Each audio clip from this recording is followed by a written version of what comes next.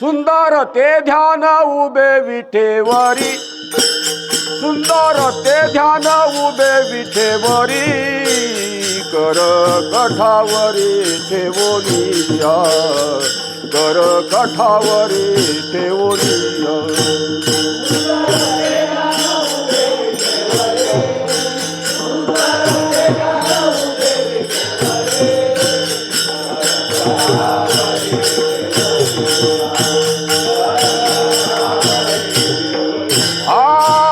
सुंदर ते ध्यान उभे विठेवरी, सुंदर ते ध्यान उभे विठेवरी, कर कठावरी ठेवोनिया, कर कठावरी ठेवोनिया.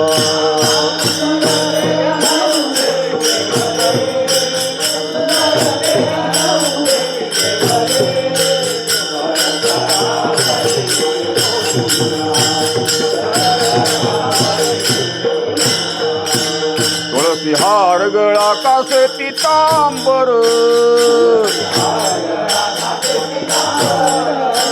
तुळसी हार गळा कासे पितांबर,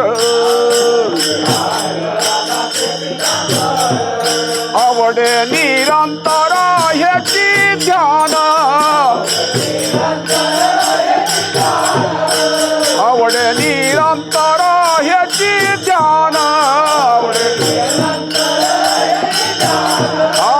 तुळसी हार गळा कासे पितांबर, तुळसी हार गळा कासे पितांबर, आवडे निरंतर ह्याची ध्यान, आवडे निरंतर ह्याची ध्यान.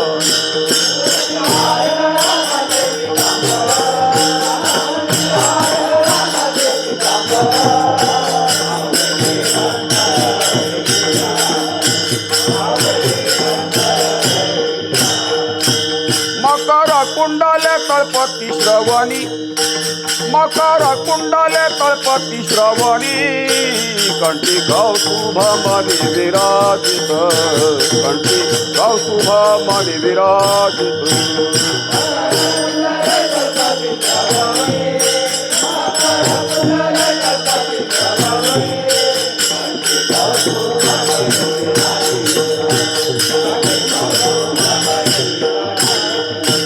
तुळसी हार गळा कासे पितांबर,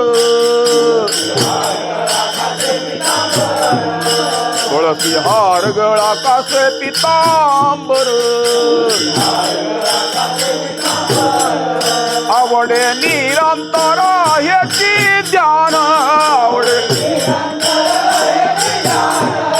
आवडे निरंतर ह्याची ध्यान, आवडे तुळसी हार गळा कासे पितांबर, तुळसी हार गळा कासे पितांबर, आवडे निरंतर ह्याची ध्यान, आवडे निरंतर ह्याची ध्यान.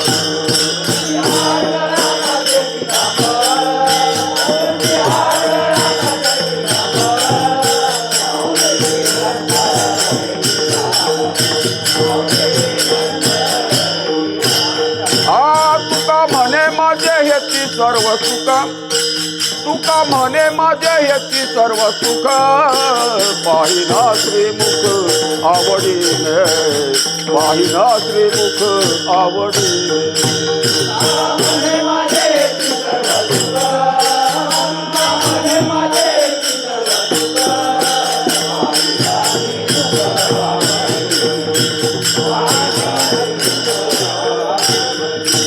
तुळसी हार गळा कासे पितांबर, तुळसी हार गळा कासे पितांबर,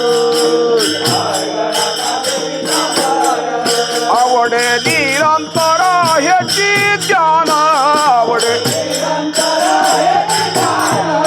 आवडे निरंतर ह्याची ध्यान, आवडे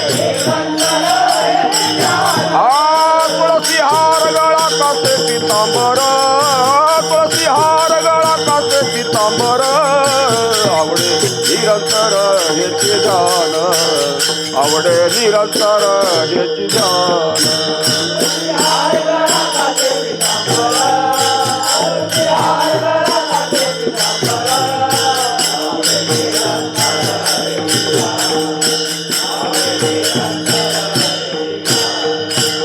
जय जय राम कृष्ण हरी, जय जय राम कृष्ण हरी, जय जय राम कृष्ण हरी, जय जय राम कृष्ण हरी, जय जय राम कृष्ण हरी, जय जय राम कृष्ण हरी, जय जय राम कृष्ण हरी, राम कृष्ण हरी, जय जय राम।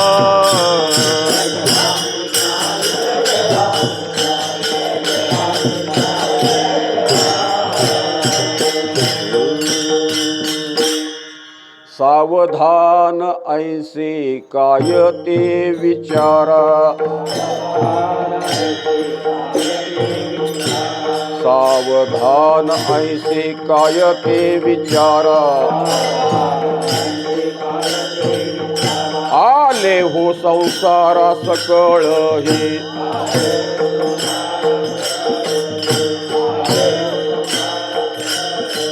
सावधान ऐसे काय ते विचारा, सावधान ऐसे काय ते विचारा, आले हो संसारा सकळ हे,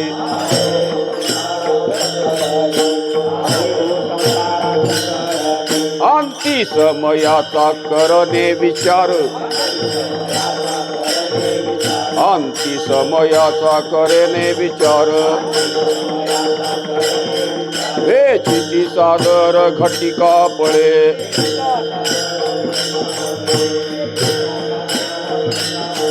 मंगळ हे नोहे कन्या पुत्राधिक, मंगळ हे नोहे कन्या पुत्राधिक, राहिला लौकिक अंतरपाठ,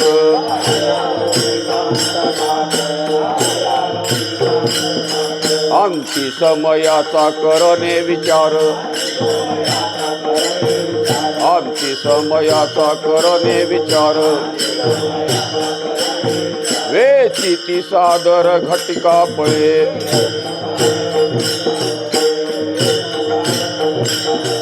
तुका म्हणे देव अंतरला दुरी, तुका म्हणे देव अंतरला दुरी, डोळी अंधारी पडली से,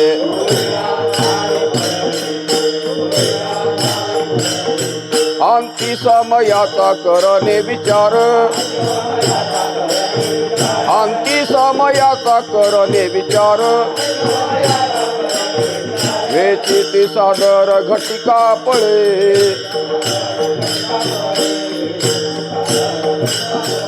विठोबा कुमार, जय जय विठोबा कुमार।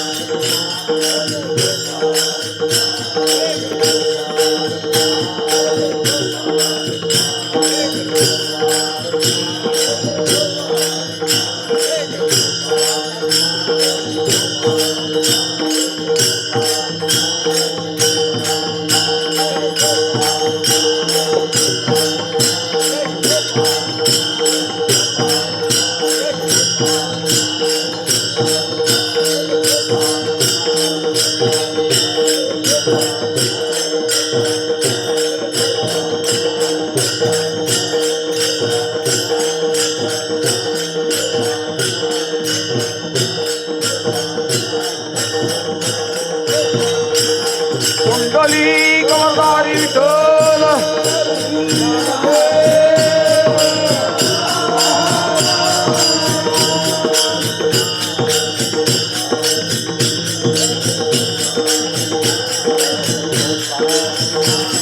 विठोबा कुमार, जय जय विठोबा कुमार, जय जय गोपाल कुमार जय जय गोपाल कुमार कुंडलिक वरदारी विठ्ठल श्री ज्ञानदेव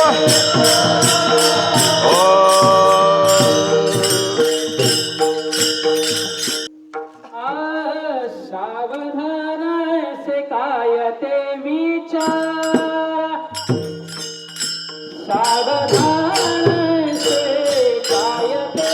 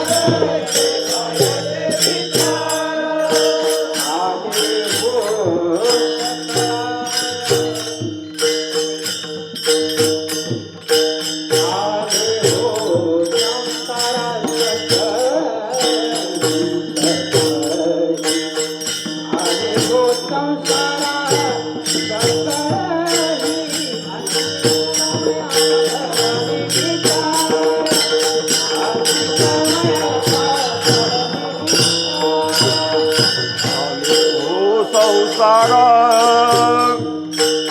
सकळ हे सकळ आले हो संसार सकळाई अंती समयाचा करणे विचार अंती समयाचा करणे विचार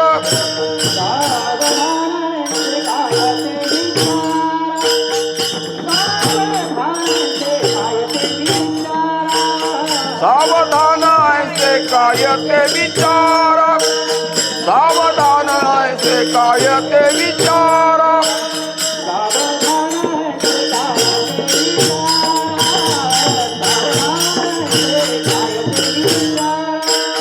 सावधान ऐसे कायते विचार सावधान ऐसे कायते विचार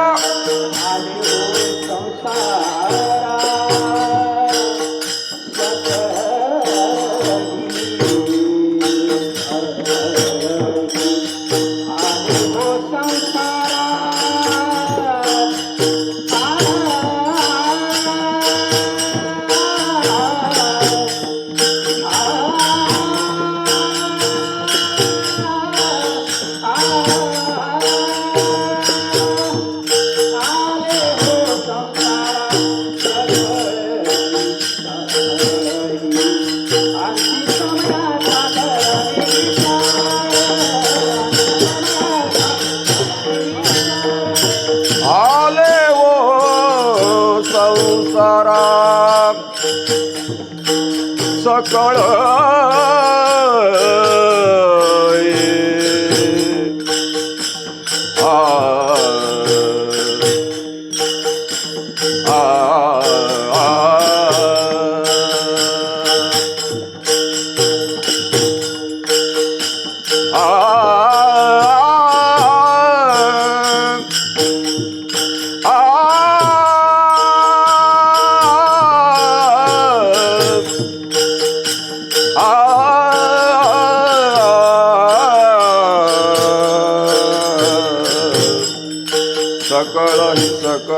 सकळ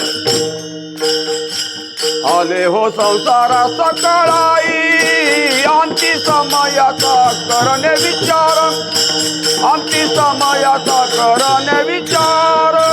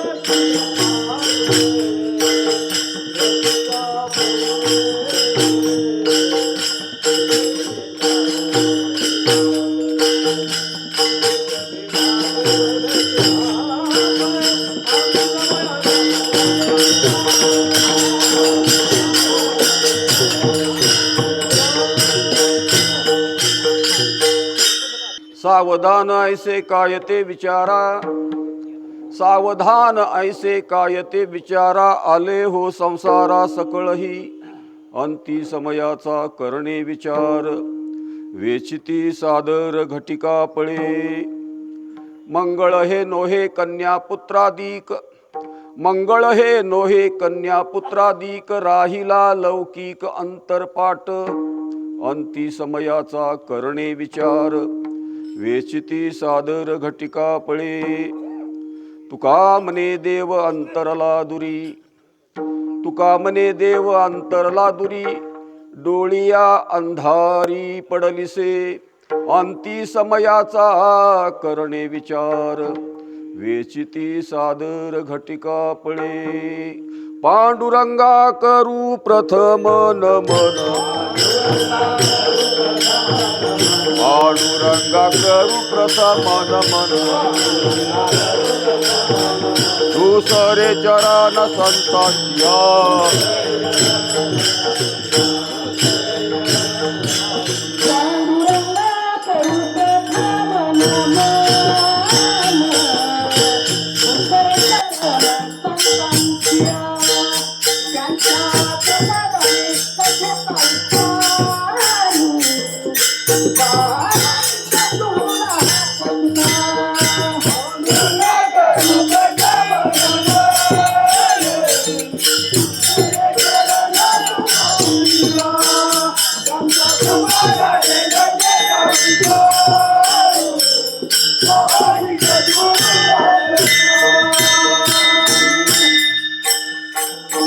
पांडुरंगा करू प्रथम नमन, दुसरे चरण संतांची, त्यांच्या कृपादाने कथेचा विस्तारू. बाबाजी सद्गुरु दास तुका. नमो ज्ञानेश्वरा, नमो ज्ञानेश्वरा, निवृत्ती उदारा सोपान देवा, मुक्ताबाई नमो त्रिभुवन पावनी, आद्यत्रय जननी देवाचे, नमो सद्गुरु तुकया ज्ञानदीपा, नमो सद्गुरु सच्चिदानंद रूपा, नमो सद्गुरु भक्त कल्याण मूर्ती, नमो सद्गुरु भास्करा पूर्ण कीर्ती. वचन ऐका कमलापती, माझी रंकाची ही विनंती, कर जोडितो कथे काळी, आपण असावे जवळी. सावधान ऐसे काय ते विचारा, सावधान ऐसे काय ते विचारा, आले हो संसारा सकळही अंती समयाचा करणे विचार, वेचिती सादर घटिका पळे. प्रसूत प्राप्त सेवा प्रसंगी सेवेकरता घेतलेल्या अभंगातून जगद्गुरु जगद्वंद्य तुकाराम महाराज याची यावत मनुष्य मात्रांना उपदेश करतात. आले हो संसारा सकळही. इथं संसार या शब्दाचा अर्थ जी जी कोणी जन्माला आलेली आहेत, ज्यांना ज्यांना मनुष्य देह प्राप्त झालेला आहे, ज्यांना ज्यांना मानवी जन्म प्राप्त झालेला आहे, त्या सर्वांना जर आपलं स्वहित व्हावंसं वाटत असेल, आपलं कल्याण व्हावंसं वाटत असेल, आपलं आत्महित व्हावंसं वाटत असेल, आणि ह्यापैकी काहीच नाही घडलं तर मृत्यू पश्चात किमान चांगली गती प्राप्त व्हावी असं वाटत असेल, तर तुकाराम महाराज सांगतात की प्रत्येक मनुष्यानं निरंतर सावध राहिलं पाहिजे, निरंतर दक्ष असलं पाहिजे, अखंड अशी सावधानता मनुष्याला प्राप्त झाली पाहिजे, असा मौलिक उपदेश तुकाराम महाराज अभंगातून करतात. प्रश्न असा निर्माण होतो, तुम्ही आम्ही सावध नाही काय? वास्तविक माणसासारखा जीव इतका सावध असतो की माणसासारखं वास्तविक सावधान कोण नसतं. अहो, पशुपक्ष्यांचा विचार केला तर पशु पक्षी सुद्धा निरंतर सावध असतात. हातामध्ये दगड घेतला तर झाडावरचा पक्षी काय होतो? उडून जातो. याचा अर्थ तो सावध आहे. हातामध्ये काठी घेतली तर गोट्यातलं जनावर बुजतं. याचा अर्थ ते सुद्धा काय आहे? सावध आहे. मग जिथं पशु पक्षी सावध असतात, मग तिथं माणसानं सावध असलं ह्यामध्ये काय नवल आहे? तुम्ही आम्ही सावध असतो, परंतु तुम्ही आम्ही कुठं सावध असतो? एका दृष्टीनं विचार केला तर तुम्ही आम्ही व्यावहारिक लाभासाठी काय असतो? सावध असतो. मनुष्य सावध असतो, परंतु व्यावहारिक लाभासाठी सावध असतो, प्रापंचिक लाभासाठी सावध असतो, सांसारिक लाभासाठी मनुष्य अखंड सावध असतो. बघा, बँकेतलं पैशाचं बंडल आल्यानंतर आपण किती सावधानतेनं मोजतो. एक सुद्धा नोट चुकून याची काय घेतो? आपण दक्षता घेतो. म्हणजे पैसे मोजताना आपण किती सावध असतो. घराची कागदपत्र, जमिनीची कागदपत्र, खरेदी पत्रक आपण किती सावध होऊन जतन करून ठेवतो. आपण हे सर्व करत असतो, आपण सावध असतो, परंतु व्यावहारिक लाभासाठी तुम्ही आम्ही सावध असतो. परंतु संत महात्मे सांगतात, तुम्ही व्यावहारिक लाभासाठी कितीही सावध असला तर त्या व्यावहारिक लाभातून तुमचं स्वहित होईल असं अजिबात नाही. व्यावहारिक लाभ तुमचं स्वहित करणार नाही, व्यावहारिक लाभ तुमचं कल्याण करणार नाही, व्यावहारिक लाभ तुमचा उद्धार करणार नाही. मनुष्याने काय करावं? असा लाभ पदरामध्ये पाडून घ्यावा की ज्या लाभामुळं आपलं स्वहित होईल. परंतु माणसं स्वहिताचा विचारच करत नाहीत. तुम्ही आम्ही रात्रंदिवस दक्ष असतो, सावध असतो, ते व्यावहारिक लाभासाठी, स्वहितासाठी कुणीही सावध होत नाही. तुकाराम महाराज कधी कधी आम्हाला सांगतात की मनुष्याने कधीतरी असा लाभ प्राप्त करावा की ज्या लाभामुळं तुमचं आमचं स्वहित होईल, कल्याण होईल, किमान मृत्यू पश्चात उत्तम गती तरी प्राप्त होईल. त्या अर्थानं तुकाराम महाराज सांगतात एका ठिकाणी, तुका मने बरा, तुका मने बरा,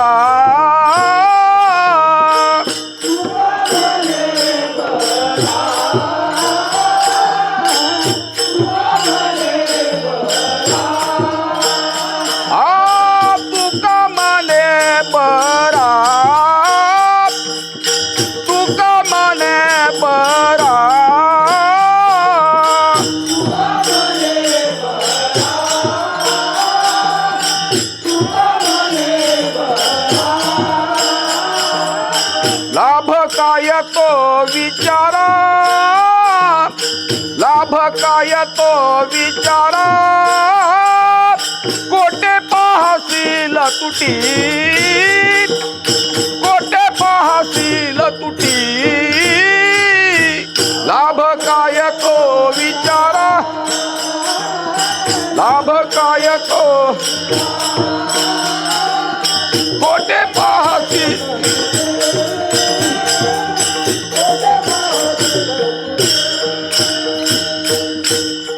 तुकाराम महाराज तुम्हाला सांगतात, तुका मने बरा, लाभ काय तो विचारा. तुकाराम महाराज म्हणतात की जीवनामध्ये श्रेष्ठ लाभाचा मनुष्यानं विचार करावा. तुका मने बरा, लाभ काय तो विचारा. असा लाभ आपल्याला प्राप्त झाला पाहिजे की ज्या लाभामुळं माझं स्वहित झालं पाहिजे. तो लाभ कोणता याचा मनुष्यानं विचार करावा.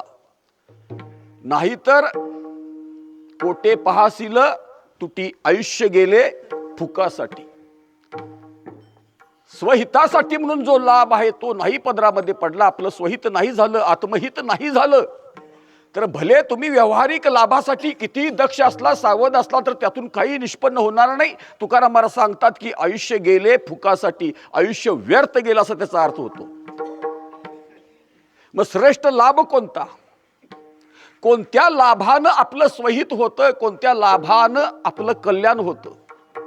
माऊली सांगतात, ते हे विषय वैराग्य जे आत्मलाभाचे भाग्य, येणे ब्रह्मानंदा योग्य जीव होती. आत्मलाभ हा वास्तविक खऱ्या अर्थानं श्रेष्ठ लाभ आहे. आत्मलाभ याचा अर्थ मनुष्य जन्म प्राप्त झालेला आहे आणि मनुष्य तर योनीला जे दिलेलं नाही आहे ते मनुष्याला देवानं दिलेलं आहे. ते म्हणजे विवेक. आत्म काय, अनात्म काय, शुभ काय, अशुभ काय, स्वहित काय, अहित काय, ही विचार करण्याची ताकद, सामर्थ्य फक्त मनुष्याला प्राप्त झालेलं आहे. म्हणून कधीतरी मनुष्यानं आत्मलाभाचा विचार करावा. आत्मलाभ याचा अर्थ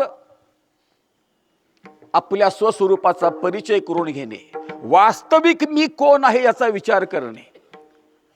हे शरीर मी नाही, जीव मी नाही. ह्या शरीराहून, देहाहून, जीवभावाहून पृथक असणारं शरीरामध्ये शुद्ध चैतन्य आहे. ते शुद्ध चैतन्य हे वास्तविक माझं स्वरूप आहे. शास्त्र सांगतं की जीव तत्वता भगवत स्वरूप आहे. मग मनुष्य जन्माला येऊन जर मनुष्याला आपल्या स्वस्वरूपाचा परिचय नाही झाला, आत्मलाभ नाही झाला, आपल्या खऱ्या स्वरूपाची ओळख जीवाला नाही झाली, तर आयुष्य गेले फुकासाठी. आयुष्य काय गेलं? व्यर्थ गेलं. मग स्वस्वरूपाचा परिचय, वस्तुता मी कोण आहे, मी आत्मस्वरूप आहे, ब्रह्मस्वरूप आहे, याची अनुभूती घेणे याला आत्मलाभ असं म्हटलेलं आहे. आणि तो आत्मलाभ आपल्याला प्राप्त व्हावा म्हणून संतांनी सांगितलेला मार्ग म्हणजे अध्यात्माचा मार्ग, परमार्थाचा मार्ग. आता आपल्याला कळलं, तुम्ही आम्ही व्यावहारिक लाभासाठी रात्रंदिवस सावध असतो. तो ज्यानं आपला आत्मलाभ होतो त्या परमार्थिक मार्गामध्ये बाकी तुम्ही आम्ही अजिबात सावध नसतो. माऊलींची एक सुंदर ओवी आहे. माऊली सांगतात, आपलं कसं घडतं, इथं माझ्या सकट सगळ्यांचा विचार आहे. माऊली एके ठिकाणी सांगतात, तैसा कल्याण काळू पाहे, ते तया ते आळूस काय, ना प्रमादी तरी होय तो म्हणे ऐसे. आपलं घडतं कसं बघा. आपण प्रपंचामध्ये जितकं सावध असतो तितकं परमार्थ मार्गामध्ये तुम्ही आम्ही सावध होत नाही. काहीतरी कारण आहे त्याला, आणि ते सैद्धांतिक कारण आहे, आणि ते संतांनी सांगितलेलं कारण आहे. माऊली तर सांगतात, तैसा कल्याण काळू पाहे, आपल्या कल्याणाचं काही साधन असेल ज्यानं आपलं स्वहित होणार आहे, असा कल्याणाचा काळ आहे, कल्याणाचं साधन आहे. आणि आपल्या कल्याणाचं साधन करताना हमखास मनुष्याला आळस आल्याशिवाय राहत नाही, झोप आल्याशिवाय राहत नाही, बेसावध असल्याशिवाय राहत नाही. तिथं आम्ही बेसावधच असतो. साधा विचार करूया. यमग्यामध्ये 400 वारकरी आहेत असं गृहीत धरूया. किती आहेत? 400. किती वारकऱ्यांना आपला कल्याण काळ म्हणजे हा सप्ताह आहे असं कुणाला वाटतो? नाहीतर मंडप भरला असता. ह्यामध्ये 10% बिगर वारकरी असतील. जमलेल्या मंडपामध्ये 80% वारकरी आहेत असं म्हटलं तर 100 वारकरी तर गोळ आहेत. 300 वारकरी गेलो कुठं असं म्हणावं लागतं. मग तैसा कल्याण काळू पाहे, ते तया ते आळू सुख आहे. कल्याणाचा काळ कोण खाऊन टाकतं? आळस खाऊन टाकतो. हा कल्याणाचा काळ आहे, आळसानं खाऊन टाकला म्हणून इकडे येण्याची प्रवृत्ती नाही. समजा ज्ञानेश्वरीच्या फक्त 100 ओव्या रोज वाचायच्या आहेत. ज्ञानेश्वरीच्या 100 ओव्या वाचायच्या आहेत. अर्थासहित 100 ओव्या वाचायच्या म्हटल्या तर फक्त अर्धा तास लागतो. परंतु कधी एकदा त्या 100 ओव्या संपतील असं माणसाला होत का? ते तया ते आळू सुख आहे.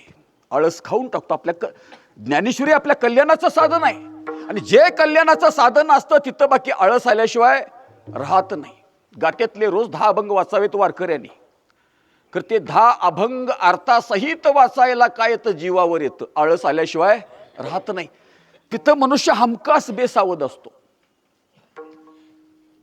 ज्ञानेश्वरीच्या 100 ओव्या वाचायला अर्धा तास लागतो, तर हातामध्ये एकदा मोबाईल आला की 2 तास 3 तास कधी गेलं कळत नाही. म्हणजे मोबाईल पाहताना आपण जितकं सावध असतो तितकी ज्ञानेश्वरी समोर आल्यानंतर आपण सावध नसतो. कारण ज्ञानेश्वरीमुळे आपलं हित होणार आहे, स्वहित होणार आहे. आणि जे आपल्या स्वहिताचं असतं, ज्ञानेश्वर महाराज सांगतात की तैसा कल्याण काळू, तैसा कल्याण काळू पाहे तया ते आळूस खाये. कल्याणाचा काळ, कल्याणाचं साधन समोर आलं की आळस त्या काळाला खाऊन टाकतो. करावं असं वाटत नाही, मनुष्य बेसावध राहतो. भजन किती तासाचं? 2 तासाचं. आणि तमाशा किती तासाचा? 4 तासाचा.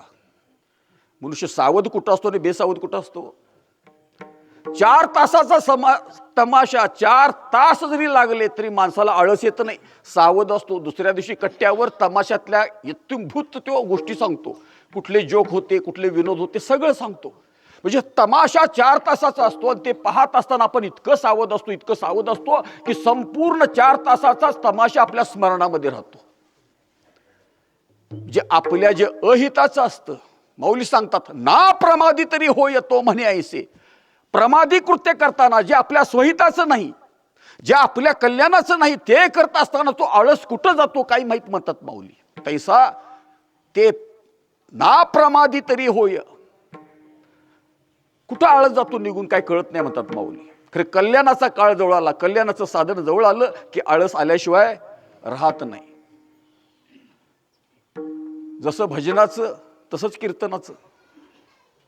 तरी आता कीर्तन 7 ते किती आहेत? 9 आहेत. 7 ते पूर्वी ते 12 साडेबारा पर्यंत कीर्तन चालायची. 7 ते 9 असून सुद्धा कीर्तन ऐकताना मनुष्याला आळस आल्याशिवाय राहत नाही. हे आजपासून नाही आहे, तुकाराम महाराजांच्या काळापासून आहे. तुकाराम महाराज सांगतात खाटेवरी पडता व्यापी चिंता तळमळ. खाटेवरी पडता व्यापी चिंता तळमळ.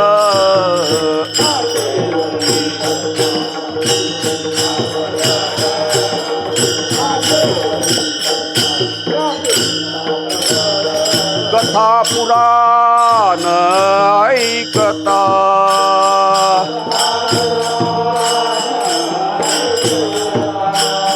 कथा पुराण ऐकता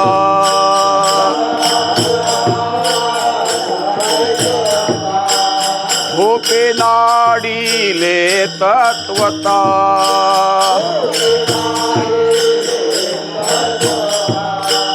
झोपे नाडीले तत्वता.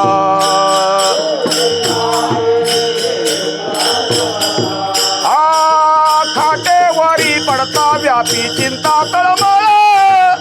खाटेवरी पडता व्यापी चिंता तळमळ.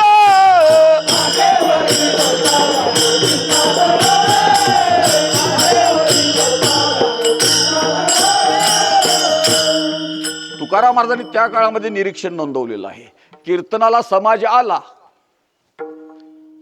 की कथा पुराण ऐकता झोपे नाडीले तत्वता.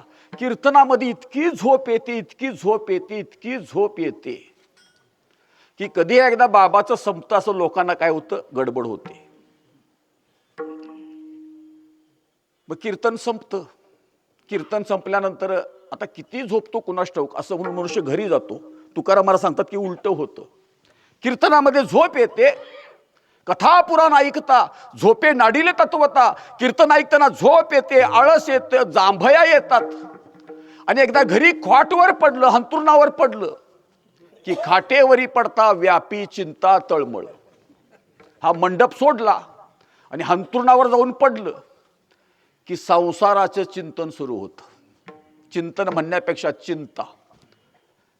इथं झोप येत होती आणि खाटवर जाऊन पडल्यानंतर ती संसारातली चिंता मनुष्याला झोपू देत नाही. रात्रभर काय होते, तळमळ होते. मग माणसं तक्रार करतात, कीर्तन ऐकून गेल्यावर ताटा पडतो. तो ताटा वगैरे काही नसतो. चित्तामध्ये सूक्ष्म चिंतन असतं प्रपंचाचं. आपल्यालाही कळत नाही का झोप लागत नाही. ती चिंता, ते प्रपंचाचं चिंतन इतकं अव्याहतपणे, ती चिंतनाची आवर्तन आपल्या आतमध्ये इतकी वाहत असतात की झोप पडत नाही. रात्र तळमळत मनुष्य काढतो. ही गंमत होते. इतकंच नाही, तुकाराम महाराज सांगतात कीर्तनामध्ये इतकी झोप येते, इतकी झोप येते, उदक लाविताना धरे चिंता करी केव्हा सरे. कीर्तनामध्ये इतकी झोप येते, तुकाराम महाराज सांगतात डोळ्याला पाणी लावून सुद्धा झोप जात नाही. उदक लाविताना धरे, इतकी झोप कीर्तनामध्ये येते. आणि ह्याच्या उलट तुकाराम महाराज सांगतात जाऊ नका धीरे म्हणे करिता ढवाळ्या. इथं 11 वाजलं तरी झोप येते, 9 वाजलं तरी झोप येते. कारण घरामध्ये प्रपंचाच्या गप्पा सुरू झाल्या, 11 पर्यंत चर्चा झाल्या सुरू, 12 वाजले, 1 वाजले, घरामध्ये प्रपंचाच्या गप्पा सुरू झाल्या. आणि गप्पा सुरू असताना एखादा उठून चालला तर तुकाराम महाराज सांगतात जाऊ नका धीरे म्हणे करिता ढवाळ्या. प्रपंचाच्या गप्पा सुरू असताना बराच वेळ झाला, 11 वाजले, 12 वाजले, म्हणून एखादी व्यक्ती उठून जायला लागली, तुकाराम महाराज सांगतात त्याला हाताला धरून बसवतात.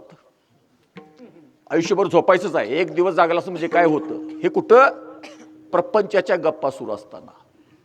आणि कीर्तनात उदक लाविताना धरे चिंता करी केव्हा सरे. डोळ्याला पाणी लावून सुद्धा झोप थांबत नाही. कधी एकदा सुरू, कधी एकदा कीर्तन संपतं, कधी एकदा कीर्तन संपतं. असं का होतं? तैसा कल्याण काळूप आहे ते तया ते आळू सुख आहे. जे आपल्या कल्याणाचं असतं, कीर्तनामध्ये काय असतो? परमेश्वराच्या नामाचा जयघोष असतो. दुसरं काय सांगतो वक्ता? कीर्तनामध्ये काय असतं? संतांच्या प्रासादिक वाणीचं चिंतन असतं. कीर्तनामध्ये काय असतं? नाम असतं. कीर्तनामध्ये काय असतो? देव असतो. आपल्या कल्याणाचा काळ आहे. कारण आपलं दुर्दैव असं आहे की हा कल्याणाचा काळ आलेला असताना सुद्धा ते तया ते आळूसुक आहे. आळस आल्याशिवाय राहत नाही, झोप आल्याशिवाय राहत नाही. काय कारण असेल? भजनामध्ये झोप येते, तमाशामध्ये झोप येत नाही. ज्ञानेश्वरी वाचताना आळस येतो, मोबाईल पाहताना आळस येत नाही. असं का होतं? काहीतरी कारण असावं. आणि ते कारण तुम्ही आम्ही सांगून नाही चालणार. ते कारण संतांनी शोधलेलं आहे. तुकाराम महाराज सांगतात असं का होतं? जे आपल्या कल्याणाचं साधन असतं ते कल्याणाचं साधन करताना मनुष्य बेसावध का असतो? आळस का व्यापते त्या माणसाला? त्याचं कारण सांगताना तुकाराम महाराज सांगतात ऐसी गहन कर्म गती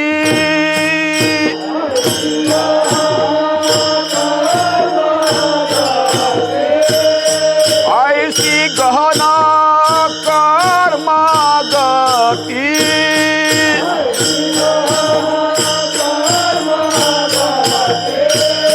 काय तया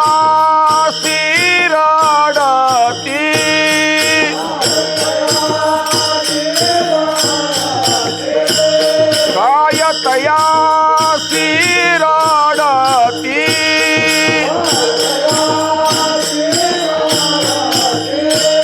झाले जाना तेजे चित्ती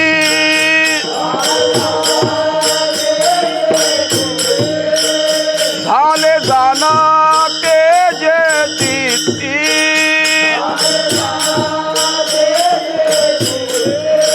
काही म्हणे आपुल्या काही म्हणे आपुल्या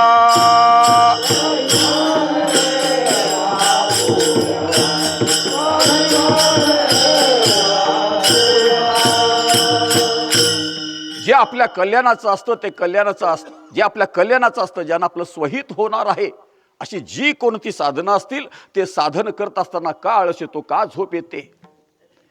तैसा कल्याण काळूप आहे ते तया ते आळूसुक आहे. आळस येतो, झोप येतो. जे आपल्या स्वहिताचं आहे, जे आपल्या आत्मलाभाचं आहे ते करू वाटत नाही माणसाला. आळस येते, झोप येतो. असं का होतं? आणि जे आपल्या हिताचं नाही, स्वहिताचं नाही, तिथं मनुष्य बाकी काय असतो? रात्रंदिवस सावध असतो. त्याचं कारण सांगताना तुकाराम सांगतात ऐसी गहन कर्मगती काय तयासी रडती झाले जाणते जे चित्ती काही म्हणे आपुल्या. माणसाचं कर्म स्वहिताचं साधन करून देत नाही. माणसाचं कर्म आड येतं. कर्म आड येतं याचा अर्थ काय? आयुष्यभर केलेली सकाम कर्म, आयुष्यभर केलेली निषिद्ध कर्म, त्या सकाम कर्मांचा, निषिद्ध कर्मांचा जो संस्कार अंतःकरणामध्ये उमटलेला असतो, त्यामुळे आपल्या अंतःकरणाची वृत्ती दूषित झालेली असते. आपल्या अंतःकरणाची वृत्ती विकार विवश झालेली असते, आपल्या अंतःकरणाची वृत्ती पापमय झालेली असते. आणि आपल्या अंतःकरणाची वृत्ती विकारी झाल्यामुळं, पापमय झाल्यामुळं स्वाभाविकपणे आपल्या अंतःकरण वृत्तीची प्रवृत्ती कुठे असते? प्रपंचामध्ये असते, व्यावहारिक लाभासाठी असते. तो ज्यानं आपलं स्वहित होणार आहे, ज्यानं आपलं आत्मकल्याण होणार आहे, मृत्यू पश्चात उत्तम गती मिळणार आहे, असं स्वहिताचं आत्मलाभाचं जे काही असेल तिकडं मनुष्याची प्रवृत्ती सहजासहजी होत नाही. तिथं आपण सावधच राहत नाही. तुकाराम महाराज तर सांगतात, मानवी जन्म प्राप्त होऊन, कारण मानवी जन्माचं, मानवी देहाचं महत्व सांगताना तुलसीदास महाराज सांगतात, साधन धाम मोक्ष कर दारा, बडे भाग्य मनुष्य तनु पावा, सूर दुर्लभ सब ही ग्रंथ गावा. साधन धाम मोक्ष कर द्वारा, पायीन जई परलोक सवारा. हे शरीर म्हणजे काय? फार मोठ्या भाग्यानं शरीर प्राप्त होतं. बडे भाग्य मनुष्य तनु पावा. ही मानवी तनु, मानवी देह फार भाग्यानं प्राप्त होतो. दुर्लभ असणारं मानवी शरीर, मानवी जन्म तुम्हाला प्राप्त झालेला आहे. सूर दुर्लभ सबही ग्रंथ गावा. सगळ्या ग्रंथांनी, शास्त्रांनी, संतांनी एक मुखानं सांगितलेलं आहे की मनुष्य जन्म हा दुर्लभ आहे. का दुर्लभ आहे? साधन धाम मोक्ष कर द्वारा. परमेश्वर प्राप्तीचं साधन म्हणजे साधन कुठे करता येत असेल तर ते फक्त मानवी देहाला येऊन साधन करता येतं. म्हणून ह्या मानवी देहाला साधन धाम म्हटलेलं आहे की जिथं येऊन ईश्वर प्राप्तीचं साधन करता येतं, ते साधनेचं धाम म्हणजे मनुष्य देह आहे. आणि मोक्ष कर द्वारा, हे मानवी शरीर म्हणजे मोक्षाचं द्वार आहे. मनुष्य जन्म प्राप्त झाला ना, तुम्ही तुमच्या स्वस्वरूपाला प्राप्त होऊ शकता, भगवत स्वरूपतेला तुम्ही प्राप्त होऊ शकता. अन्य योनीमध्ये ही सोय नाही. कुत्री मांजरीस साधन करणं शक्य नाही. का? ती भोग युनितले जीव आहेत. मनुष्य हा कर्म युनितला जीव आहे. मनुष्याला विवेक दिलेला आहे. आत्म काय, अनात्म काय, हित काय, अहित काय, चांगलं काय, वाईट काय, ही कळण्याची विवेक बुद्धी फक्त आणि फक्त मनुष्याला प्राप्त झालेली आहे. आणि विवेकाच्या द्वारे मनुष्य आपल्या स्वस्वरूपाला जाणू शकतो. मग इतकं दुर्लभ असणारं मानवी शरीर, मानवी जन्म प्राप्त झालेला असताना सुद्धा जर मनुष्य फक्त व्यावहारिक लाभासाठी दक्ष राहिला, सावध राहिला, आणि त्यानं आत्मलाभाच्या संबंधानं, स्वहिताच्या संबंधानं, आत्महिताच्या संबंधानं कधी विचारच केला नाही, आत्मलाभासाठी तो सावधच झाला नाही, तर तुकाराम महाराज त्यांच्याविषयी सरळ सांगतात, तुका मने आत्म हत्यारे घात की. तुका मने आत्म हत्यारे घात की.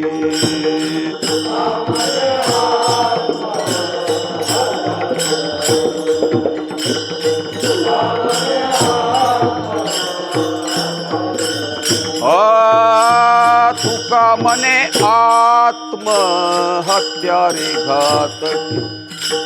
तुका मने आत्म हत्यारे घात की.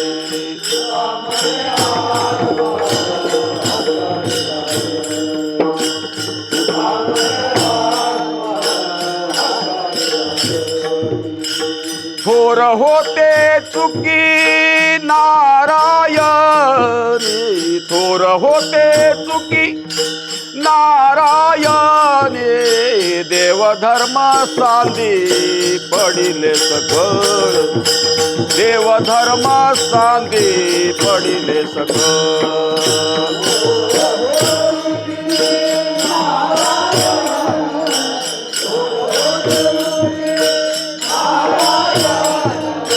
देवधर्म सांदी पडिले सकळ, देवधर्म सांदी पडिले सकळ. मानवी जन्म प्राप्त होऊन ज्यानं स्वहिताचा विचार केला नाही, आत्मलाभाचा विचार केला नाही, त्या माणसाविषयी बोलताना तुकाराम महाराज सांगतात, तुका म्हणे आत्महत्यारे घातकी, थोर होते चुकी नारायणी. त्यांनी आपल्या स्वहिताचा घात केला, आपल्या कल्याणाचा घात केला. जो जन्म प्राप्त होऊन, जे शरीर प्राप्त होऊन आपलं स्वहित आपल्याला करता आलं असतं, आपलं कल्याण आपल्याला करता आलं असतं, खरं पशुवत आपण जीवन जगलो. विवेकाचा कधी आपण वापर केला नाही. आत्म काय अनात्म काय कधी आपण विचार केला नाही. आणि परिणाम काय झाला? आपण आपल्या स्वहिताला मुकतो, आपण आपल्या स्वहिताचा घात करतो, आपल्या कल्याणाचा आपण घात करतो. तुकाराम महाराज सांगतात, तुका म्हणे आत्महत्या रे घातकी, थोर होते चुकी नारायणी. त्यांनी स्वतःच्या स्वहिताचा घात केला म्हणतात तुकाराम महाराज.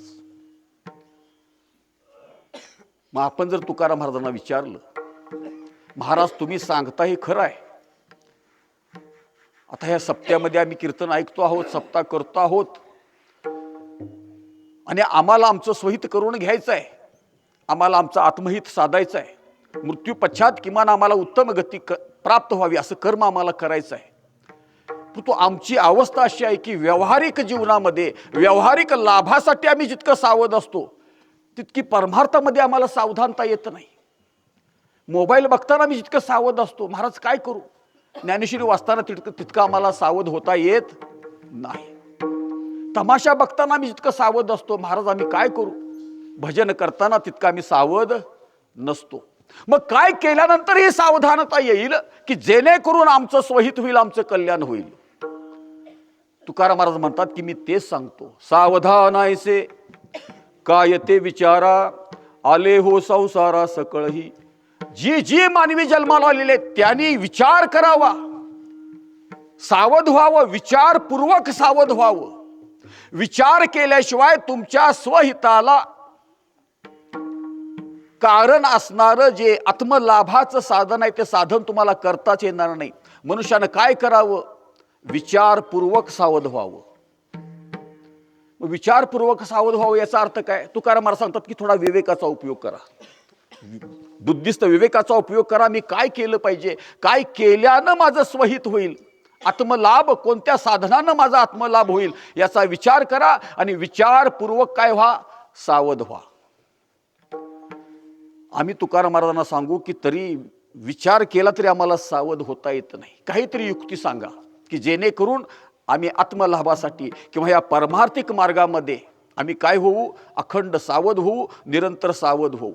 मग तुकाराम महाराज सांगतात, तुम्हाला तुमचं स्वहित करून घ्यायचं आहे ना, तुम्हाला तुमचं आत्महित करून घ्यायचं आहे ना, आत्मलाभ करून घ्यायचा आहे ना, परमार्थिक मार्गामध्ये तुम्हाला निरंतर सावध राहायचं आहे ना, मग एक करा म्हणतात, अंती समयाचा करणे विचार, वेचिती सादर घटिका पळे. तुम्ही नेहमी काय करा? आपल्या अंतकाळाचा सतत विचार करा. अंतकाळ म्हणजे शेवटचा काळ. आता काय झालंय, आम्ही आमच्या पायावर उभा आहे म्हणून आम्हाला काय संतांनी सांगितलेल्या वचनांच्यावर तितकी श्रद्धा नाही. कारण आपला अंतकाळ ज्यावेळी जवळ येईल त्यावेळी आपली अवस्था इतकी वाईट होणार आहे की कुठं गेले ते दिवस अशी म्हणायची पाळी येणार आहे.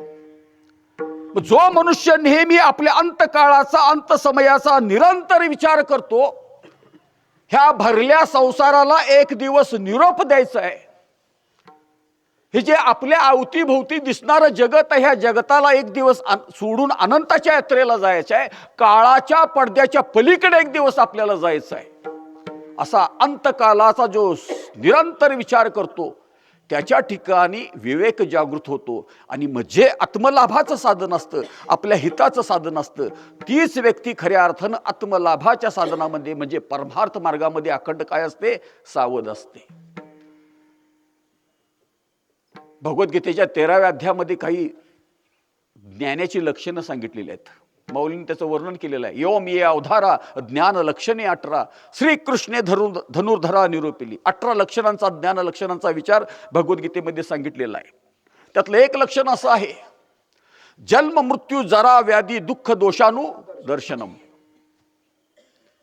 काही गोष्टी अगोदरच आपल्याला कळून याव्यात, काही गोष्टी अगोदरच आपल्याला कळून याव्यात.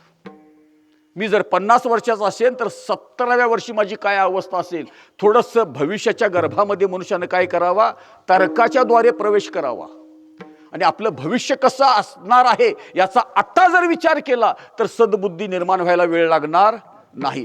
जे आपल्या आत्मलाभाचं आहे, आपल्या कल्याणाचं आहे, तिथं सावध व्हायला वेळ लागणार नाही. मग अंती समयाचा करणे विचार.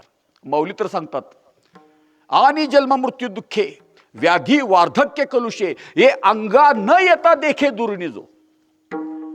जन्म तर झालेला आहे आणि मृत्यू हा काय आहे, शेवट आहे. मग जन्म आणि मृत्यू यांच्या मधला जो अवकाश आहे त्याला आपण जगणं म्हणतो, आपलं जीवन म्हणतो, आयुष्य म्हणतो. खरं ह्या आयुष्याचा शेवट सुखानं होणार नाही आहे का? आयुष्याच्या उत्तरार्धामध्ये जरा आणि व्याधी. जरा याचा अर्थ म्हातारपण आणि व्याधी याचा अर्थ विविध प्रकारचे आजार. आणि हे नैसर्गिक आहे, हे प्रकृतीगत आहे आणि हे भोगल्याशिवाय पर्याय नाही. मग माऊली सांगतात आणि जन्म मृत्यू दुःखे व्याधी वार्धक्य कलुषे हे अंगा न येता देखे दुर्निजो. म्हातारपण येणार आहे, अनेक प्रकारचे रोग होणार आहेत, अनेक प्रकारचे आजार आपल्याला जडणार आहेत. याचा जो अगोदरच विचार करतो आणि सावध होतो आणि मृत्यू पुढे आहे तोची कल्पांतिका पाहे परी आजची होय सावध जो. एक दिवस मृत्यू मला गाठणार आहे, म्हातारपणी माझा हाल होणार आहेत असा अगोदर विचार करून जो सावध झाला तो काहीतरी आपल्या आत्महिताचं करू शकतो, आपल्या आत्महिताचं करू शकतो, आपल्या आत्मलाभाचं काहीतरी तो करू शकतो. एरवी फक्त व्यावहारिक जीवनामध्ये व्यावहारिक लाभासाठी तुम्ही आम्ही सावध राहू तर हातामध्ये काही पडणार नाही, आपलं स्वहित होणार नाही. कसा असतो आपला शेवट? ज्ञानेश्वर महाराजांनी पुष्कळ ओव्या लिहिलेल्या आहेत, त्यातल्या 2 ओव्या सांगतो. मळमूत्रद्वारे होऊनी ठाकती खोकरे 900 होती तरे माझ्या निधनी. देखोनी थुंकील जगू मरणाचा पडेल पांगू सोयरिया उबगू येईल माझा. इतकं डीप मध्ये मौलीने सांगितलेलं आहे की त्या सगळ्या ओव्या वाचल्या आणि त्याचा अर्थ जर स्पष्ट झाला तर ते ऐकावं सुद्धा वाटत नाही. 2च ओव्या घेतो. देखोनी थुंकील जगू. म्हातारपणी आपली अवस्था अशी होणार आहे की त्या जर्जर झालेल्या कमकुवत झालेल्या शरीराकडे पाहिल्यानंतर मळमळ वाढल्याशिवाय राहणार नाही. थुंकावंसं वाटेल. थुंकावंसं कधी वाटतो? मळमळ वाटली, किळसवानं वाटली की काय होतं, थुंकावंसं वाटतं. मग हे जे गोरगोमट असणारं शरीर आहे, सुदृढ असणारं शरीर आहे, या शरीराचा शेवट असा होणार आहे की त्या शरीराकडे पाहिल्यानंतर इतरांना थुंकावंसं वाटेल. ही अवस्था प्रत्येकाला येणार आहे. देखोनी थुंकील जगू मरणाचा पडेल पांगू. हे थेरडं मरण का झालंय असा शेजारी पाजारी काय करतील, विचार करतील. इतकंच नव्हे, सोयरिया उबगू येईल माझा. आयुष्यभर काबाड कष्ट करून ज्यांना मोठं केलं, प्रपंचाचा विस्तार केला, मी ज्यांना माझं माझं म्हटलं, ती माझी माझी म्हणणारी माणसंच मला काय होतील, कंटाळतील. माझा उबग त्यांना येईल. आणि काय होईल? 900 होती इतरे माझ्या निधनी. मी मरावं म्हणून काय करतील, नवस करतील. वस्तुस्थिती आहे. समजा एखादा पेशंट खॉटवर पडला, महिनाभर पडला, तुमची अपेक्षा अशी असते की बरा व्हावा.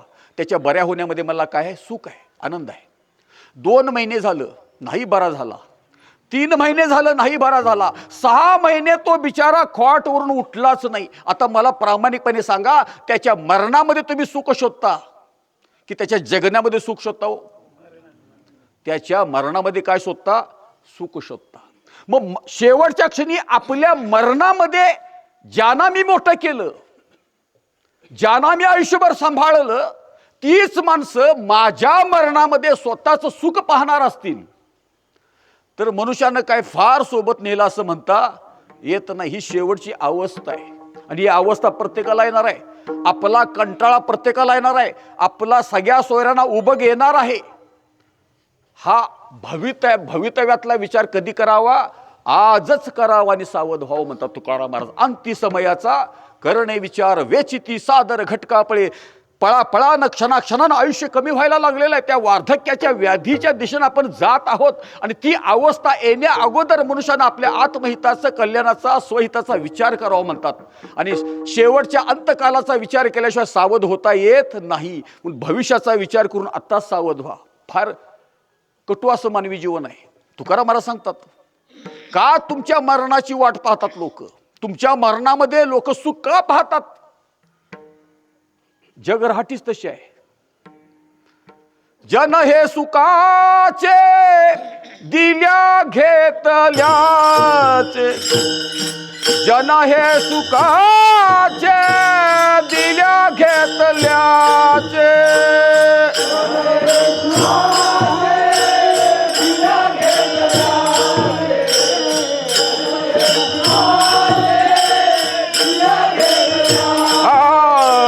जन हे सुखाचे दिल्या घेतल्याचे, जन हे सुखाचे दिल्या घेतल्याचे.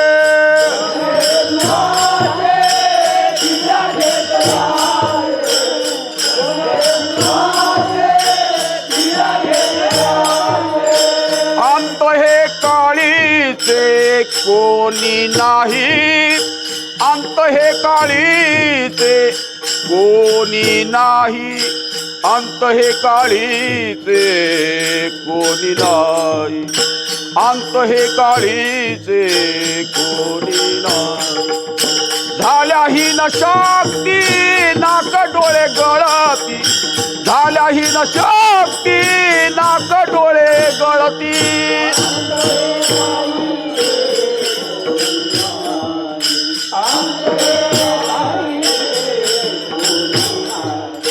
अंत हे काळीचे कोणी नाही,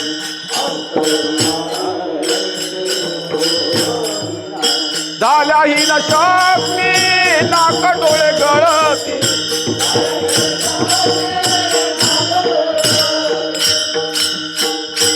समाज असेल, तुमच्या घरची स्वतःची लोक असतील, तुकाराम महाराज सरळ सांगतात, जन हे सुखाचे दिल्या घेतल्याचे.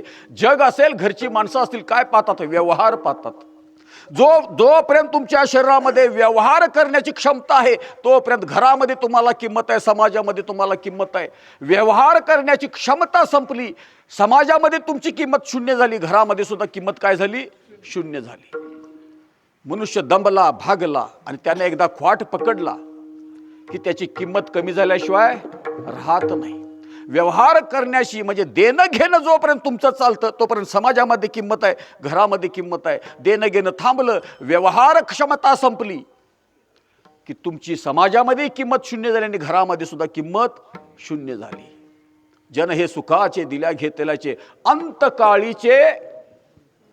अंतकाळाला ह्यातील कोणीही धावून येणार नाही. ही काळ्या दगडावरची रेष आहे. फार तर औषधाची पाकिट तुमच्या औषधाला ठेवतील, तर तुमचा अंतकाळ किंवा अंतकाळामध्ये होणाऱ्या वेदना सहन तुम्हालाच कराव्या लागतील.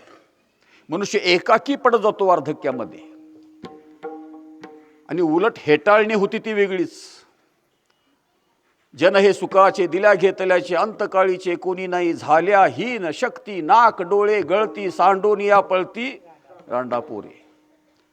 शरीर जर्जर झालं की देखोनी थुंकील जगू, शरीर बघण्यासारखं राहत नाही.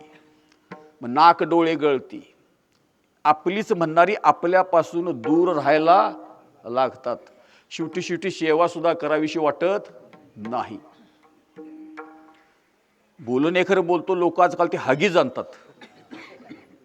हगीज कळते ना, किती वेळा साफ करायचं म्हणून हगीजच अडकायच्या. काय घाण करतोय ते करू दे, मग कवा तरी आठवड्यातनं ते साफ करायचं. स्प्रे मारला जातो, ही शेवटला अवस्था होते. मग शेवटी घरच्यांना कटाळा येतो. बाईल म्हणे खर मरता तरी बरे, नाशिले घर थुंकून या. स्वतःची बायको म्हणते ह्याला मरण काही न झाले, गाढवाला ह्या मरण काही न झाले. थुंकून बडकं टाकून घर काय केलं? सगळं नासवून टाकलं. म्हणजे शेवटी घरची सुद्धा आपल्या मरणावर उरतात. हा अंतकाळ आहे. आपल्याला जर सावध व्हायचं असेल, स्वहित आपलं करायचं असेल, कारण एक दिवस आपल्या आयुष्यामध्ये अवश्यभावी असा येणार आहे, ह्या जगाचा आपल्याला निरोप घ्यायचा आहे, या संसाराचा आपल्याला निरोप घ्यायचा आहे. एकटा आलो एकटा गेलो. मध्यंतरी हे जे कुटुंब होतं, मध्यंतरी मी ज्यांना माझं म्हणत होतो, हा आपल्या कर्माचा काय आहे? संयोग आहे.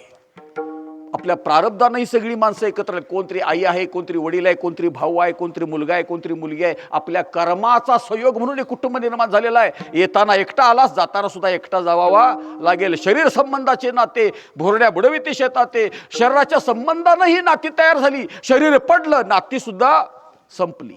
मग एकटंच जर अनंताची यात्रेला जायचं असेल आणि माझं असं काही मागं शिल्लक राहणार नसेल, सगळ्यावरची नावं पुसली जातात आणि 12 दिवसानंतर तुमची आठवण सुद्धा कोण काढत नाही. ही अवस्था आपली होणार असेल, मग आपलं स्वहित कशामध्ये आहे, आधार कुठं शोधावा, काय केल्यानं माझं आत्महित होतं. त्या आत्महितासाठी मनुष्यानं काय असलं पाहिजे, सावध असलं पाहिजे. तुकाराम महाराज सांगतात, संतांना कळतं. तुका म्हणे माझी नवतीला कोणी, तुका म्हणे माझी नवतीला कोणी,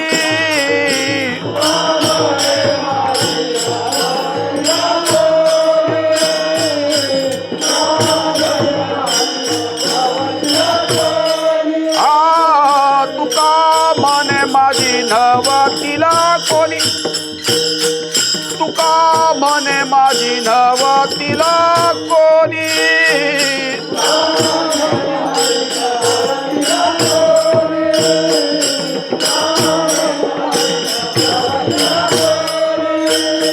तुझं चक्र पाणी वाचोनिया, तुझं चक्र पाणी वाचोनिया, झाल्या हिना शक्ती नाक डोळे गळती, हिना शक्ती नाक डोळे गळती,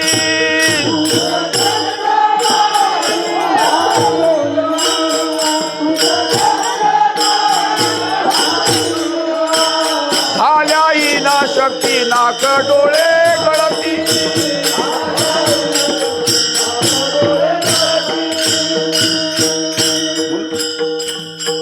एक विचार करावा. तुकाराम महाराज सांगतात, तुका म्हणे माझी नव्हतील कोणी, एका चक्रपाणी वाचून या. वास्तविक तात्विक दृष्टीनं विचार करायचा म्हटला तर एका परमेश्वराशिवाय आपलं कोणीही नाही. हे आप्त गोत्र स्वकीय हे कर्माचा परिणाम म्हणून एकत्र आलेली मंडळी आहेत. आपला अधिकार कशावर असेल, आपली मालकी कशावर असेल, किंवा आपलं स्वहित कशामध्ये असेल, तर एका देवाशिवाय परमेश्वराच्या प्राप्तीशिवाय स्वहित होणार नाही. तुका म्हणे माझी नव्हतील कोणी, तुझं चक्रपाणी वाचून या. एका देवाशिवाय इथं आपलं असं काही नाही. मग देवाशिवाय इथं माझं असं काही नाही असं का म्हणतात? त्याला एकच कारण आहे, अहो जीव तत्वता ब्रह्मस्वरूपच आहे, आत्मस्वरूपच आहे. हा देह मी नाही, जीव मी नाही. आतमध्ये जी चैतन्याची सत्ता आहे, जीव तत्वता चैतन्य स्वरूप आहे. त्या चैतन्यालाच आत्मा म्हटलं जातं, ब्रह्म म्हटलं जातं. त्या चैतन्यालाच भगवत सत्ता असं म्हटलं जातं. जीव तत्वता भगवत स्वरूप असेल, आत्मस्वरूप असेल, तर इतका बहुमूल्य मानवी जन्म प्राप्त झाल्यानंतर मी माझ्या स्वरूपाला का जाणू नये, माझ्या स्वरूपाचा परिचय का करून घेऊ नये? देह मी नाही, जीव मी नाही, मी तर आत्मस्वरूप आहे. याला आत्मलाभ असं म्हणतात. आणि हा आत्मलाभ ह्या मानवी जन्म प्राप्त झाल्यानंतर का करून घेऊ नये? आणि आत्मलाभ करून घेणं यालाच काय म्हणतात? स्वहित म्हणतात. आणि स्वहितासाठी मनुष्यानं काय असलं पाहिजे? निरंतर सावध असलं पाहिजे. आणि स्वहितासाठी सावध व्हायचं असेल तर तुकाराम महाराज सांगतात की सावधान ऐसे काय ते विचारा. आम्हाला विचारा म्हणतात. सावधानता म्हणजे काय? आम्ही सांगतो.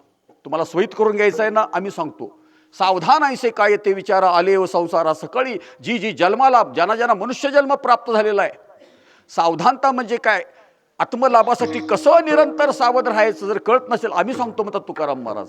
कसं सावध राहायचं, कोणता विचार करायचा? तर अंती समयाचा करणे विचार, वेचिती सादर घटका पळे. विठोबा रकुमाई सावधान ऐसे काय ते विचारा, सावधान ऐसे काय ते विचारा, आले हो संसारा सकळही. अंती समयाचा करणे विचार, वेचिती सादर घटिका पळे. तिसऱ्या चरणामध्ये तुकाराम महाराज सांगतात, मंगळ हे नोहे कन्या पुत्रादिक, मंगळ हे नोहे कन्या पुत्रादिक, राहिला लौकिक अंतरपाठ.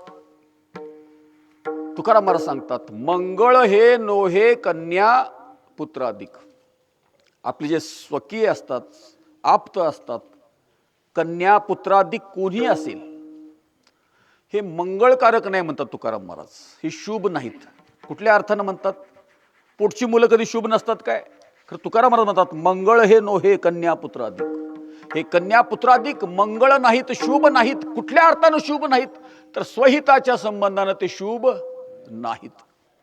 भले तुमचं कितीही कुटुंबाचा पसारा असेल, माझी माझी म्हणणारी प्रिय माणसं तुमच्या अवतीभोवती असतील,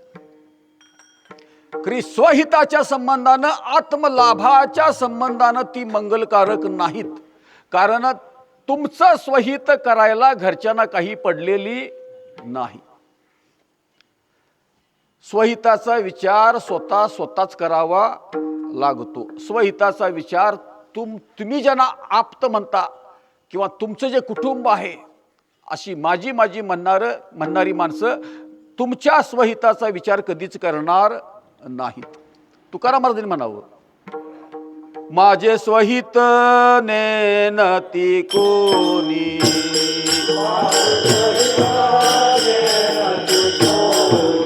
माझे स्वहित नेनती कोणी,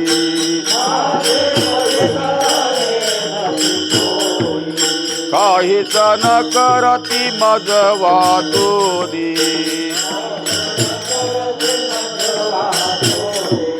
काहीच न करती मज वातोनी,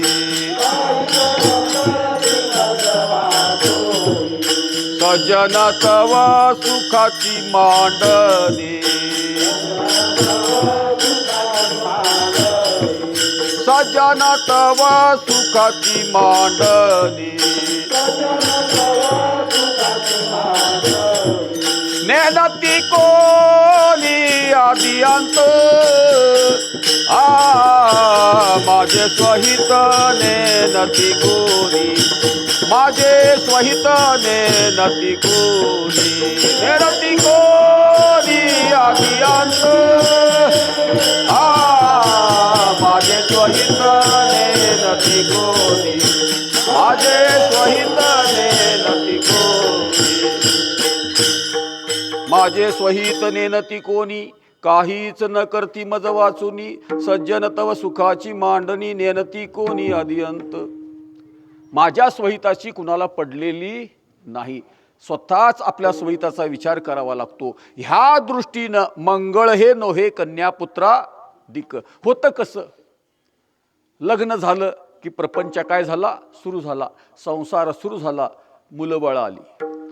आणि ह्या प्रपंचामध्ये मुलाबाळामध्ये मनुष्य इतका गुंतून पडतो, इतका आसक्त होतो की ती आसक्ती मनुष्याला स्वहिताचं काही करू देत नाही, देवत्वाकडे जाऊ देत नाही, परमार्थ करण्याची प्रवृत्ती आपली निर्माण होत नाही. तुकाराम महाराज त्यालाच अंतरपाठ असं म्हणतात, लौकिक अंतरपाठ. आता लग्नाचं दृश्य डोळ्यासमोर आलं. पूर्वीच्या काळी म्हणे असं होतं की अंतरपाठ काढल्याशिवाय नवऱ्यानं नवरीचं आणि नवरीनं नवऱ्याचं मुख पाहायचं नाही. आता सगळी फालतू पद्धत आली. ती पूर्वीची प्रथा जर बघितली, परंपरा बघितली तर काही शिल्लक राहिलेलं नाही आहे. एक काळ तसा होता. अंतरपाठाचं महत्वच ते आहे.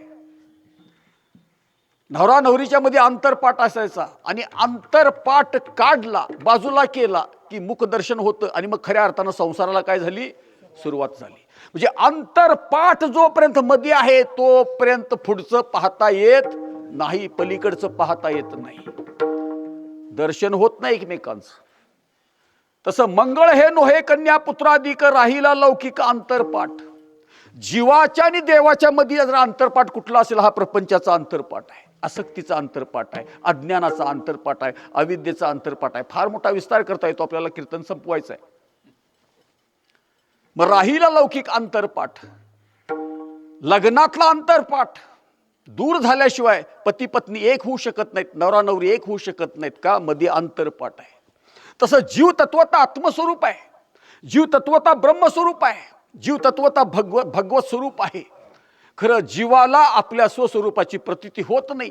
मी चैतन्य स्वरूप आहे, ज्ञान जीवाला होत नाही का? अंतरपाठ अज्ञानाचा, अविद्येचा, हा प्रपंचाचा, मोहाचा. संसार जणू देवाच्या आणि माझ्या काय आलेला आहे? अंतरपाठासारखा आडवा आलेला आहे. मग संसार सोडा असं म्हटलं नाही. प्रपंच ओसरो चित्त तुझे फक्त योग्य वयामध्ये आयुष्याच्या योग्य वळणावर विवेक जागृत झाला पाहिजे.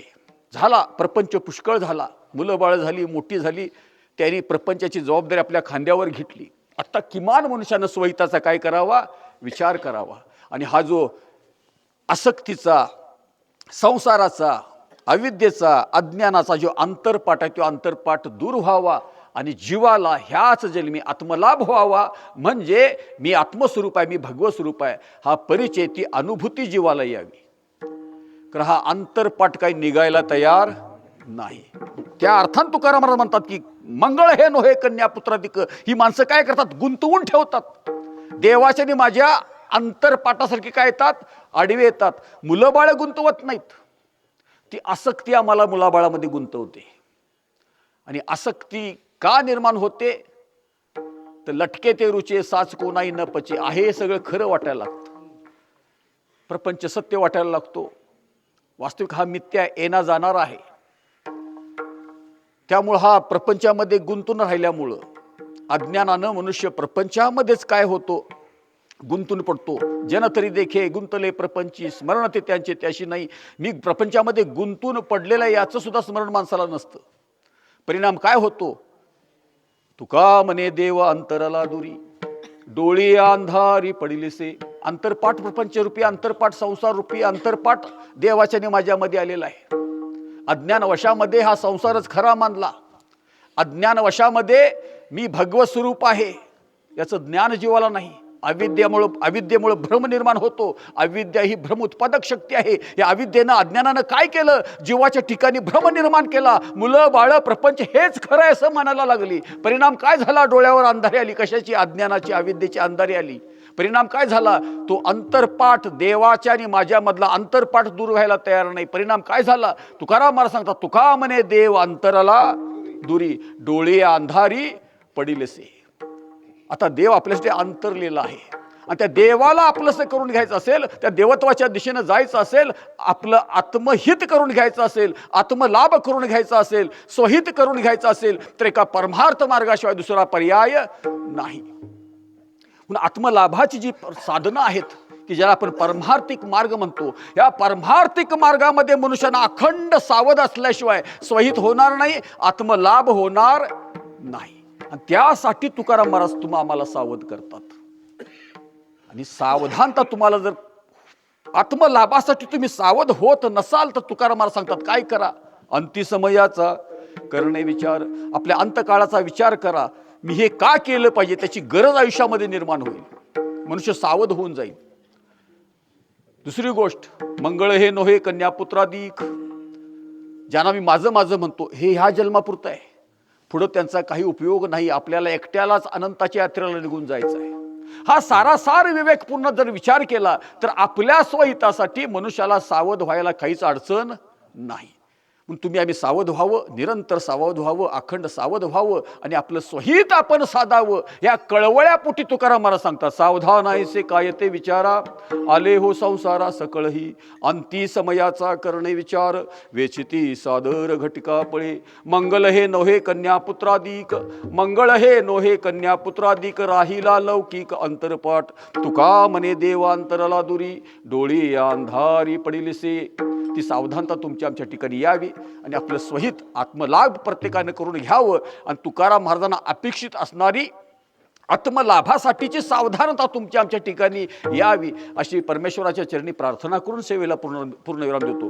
किंबहुना तुमचे केले धर्म कीर्तने सिद्धी गेले, ते तर माझे जे उरले पायिकपण, तर न्यूनते पुरते अधिकते सरते करून घ्यावे तुमची बिनवी तसे तुमच्या पायाच्या प्रसादे. काही बोलिलो विनोदे मज क्षमा करणे संती, नव्हे अंगी भूत युक्ती. सांगा.